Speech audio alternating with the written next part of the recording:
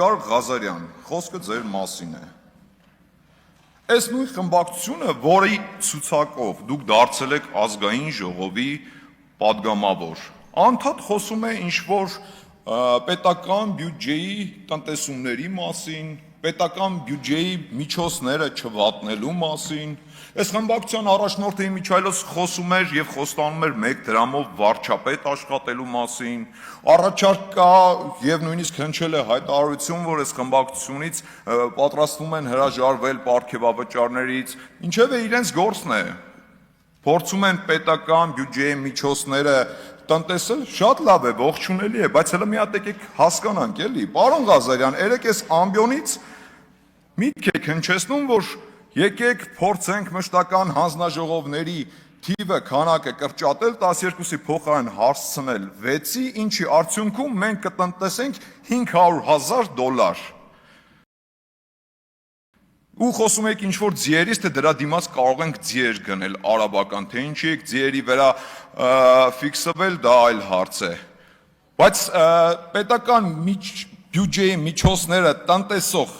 այս ուժեղ Հայաստան խմբակցությունը ո՞նց է պատկերացնում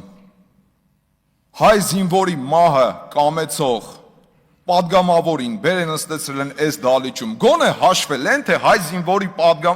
զինվորի մահը կամեցող պատգամավորը այդ պետական բյուջեից ինչքան է վարձատրվելու օրինակ 5 տարիների ընթացքում, հաշվարկել եք ժողովուրդ, ասեմ ձեզ, մոտ $250,000 5 տարիների ընթացքում,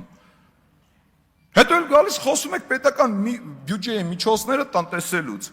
դուք հասկանում եք ձեր նախընտրական ցուցակով բերել այս դալիճում պատգամավոր եք սարքել, նստեցրել եք մի մարդու, ով կամենում է հայ զինվորի մահը եւ ով պետական բյուջեից 5 տարվա ընթացքում $250,000 փող է ստանալու, մոտավոր։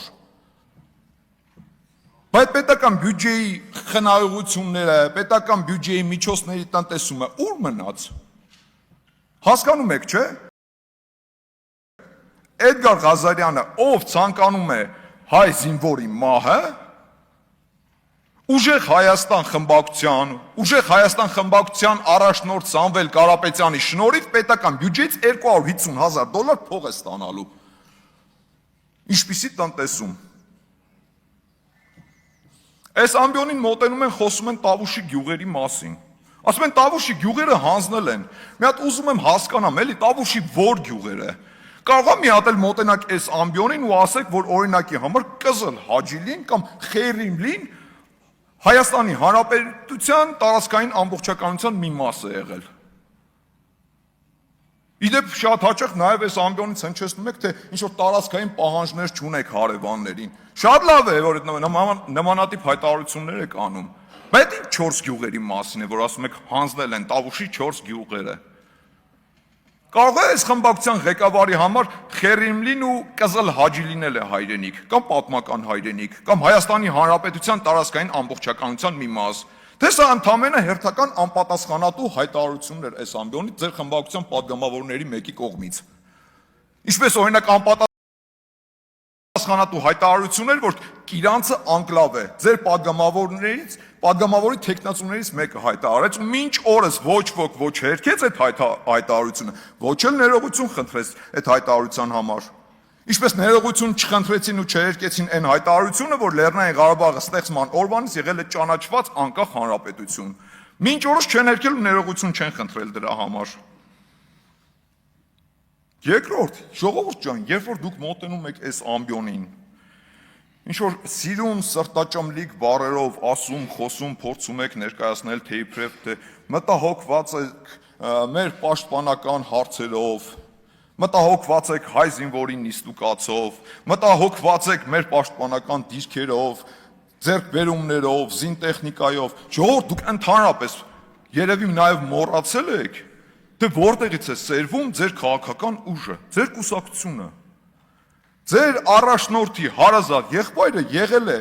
Սերժ Սարգսյանի ՀՀԿ խմբակցության ղեկավարը, եղել է Սերժ Սարգսյանի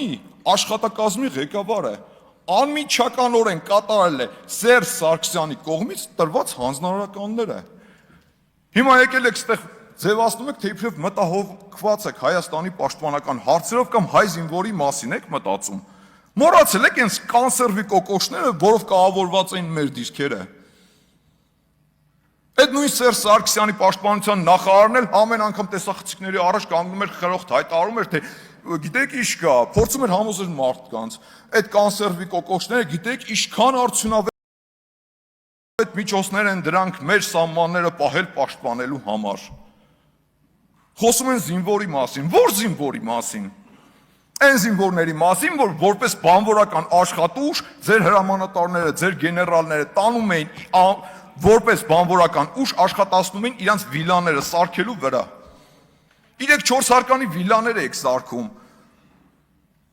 Հայաստանի պաշտպանական դիրքերը կանսերվի կոկոշներով կահավորում էիք,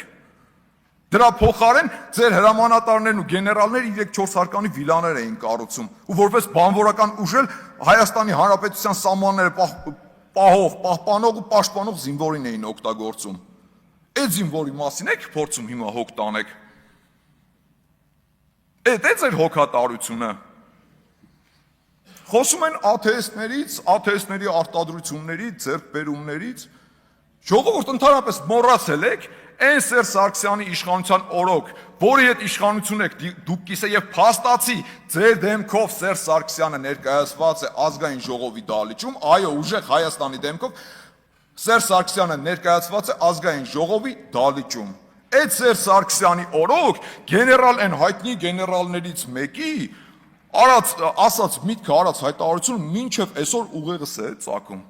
Ասում են այդ աթեիստ, մաթեիստ, ինչ դրանք ստից բաներ են, ծիտիկներ են։ Իմը ինչին է պետք ընդհանրապես աթեիսը, Google-ի քարտեզը կբացեն կտենանք էլի ինչա կատարվում։ Ու սա այն ժամանակ, երբ որ 10 եւ ավելի տարիներ արդեն Ադրբեջանում սկսվել էր աթեիստների արտադրությունը։ Այս խմբակցությանը Հայաստան Դաշինքին ընդհանրապես չեմ էլ ուզում անդրադառնամ։ Ժողովուրդ, մի մոռացեք երբեք։ Հայաստանի եւ Ադրբեջանի միջև ռազմական բալանսը խախտվել է ձեր առաջնորդի Ռոբերտ Քոչարյանի իշխանության օրոք։ Այն իշխանության օրոք, երբ որ հարստահարվում էր Հայաստանի Հանրապետությունը, պետական բյուջեն ու ռազմական բալանսի այդ դիսբալանսը երկու պետությունների Հայաստանի ու Ադրբեջանի միջև գնալով էլ ավելի էր խորանում։ Չէ՞ դե կարևորը Տանզանիայում պաշտոնաթողությունից հետո առյուծ սպանելու թամբելներ։ Ու հա, վերջում անպայման վրեն նստելն ու նկարվելը։ Խոսում են պաշտպանական հարցերից, խնդիրներից։ Նախընտրական քարոզարշավի ժամանակ այս մարդիկ